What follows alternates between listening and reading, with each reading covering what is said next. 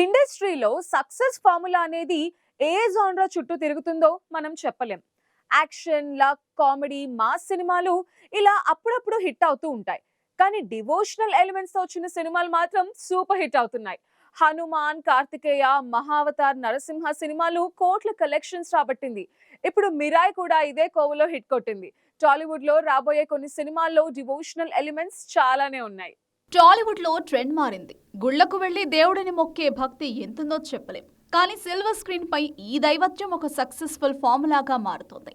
Fantasy world, devotional elements, quality visual effects, ఇంకా powerful background score కలిపితే box office వద్ద కాసుల వర్షం కురుస్తోంది.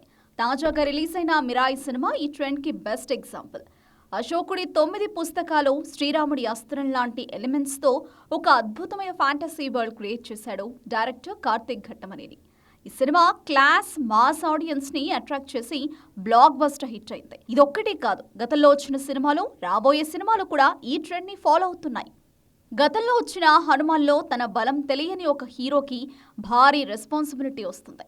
అప్పుడు సాక్షాత్తు అంజని పుత్రుడు హనుమంతుడు డైరెక్ట్గా దిగి వచ్చి సపోర్ట్ చేస్తాడు.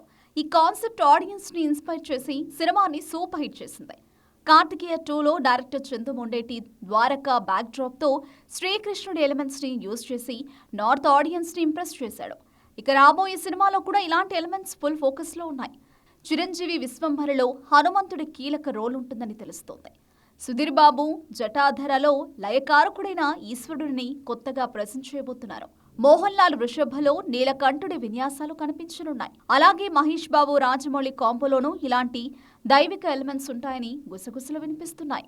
నిఖిల్ స్వయంభూలో శబ్దాల నాటి హిస్టారికల్ బ్యాక్ డ్రాప్ తో ఈ జోనర్ ని ఎక్స్ప్లోర్ చేస్తున్నారు. ఈ జోనర్ ఇప్పటికీ బాక్స్ ఆఫీస్ లో బాగా వర్కౌట్ అవుతుంది. కానీ ఈ ట్రెండ్ ఎంతకాలం కంటిన్యూ అవుతుందనేది క్లియర్ గా చెప్పలేం. గతంలో అంజీ, ఢమరుకం లాంటి సినిమాలు గ్రేట్ కాన్సెప్ట్స్ ఉన్నా ఎగ్జిక్యూషన్ లో ఫెయిల్ అయ్యాయి. కానీ ఇప్పటి డైరెక్టర్స్, ప్రొడ్యూసర్స్ చాలా కేర్ఫుల్ గా హ్యాండిల్ చేస్తున్నారు. క్వాలిటీపై ఫోకస్ చేసి ఇలాంటి పొరపాట్లు లేకుండా క్లీన్ గా హిట్ కొట్టేస్తున్నారు.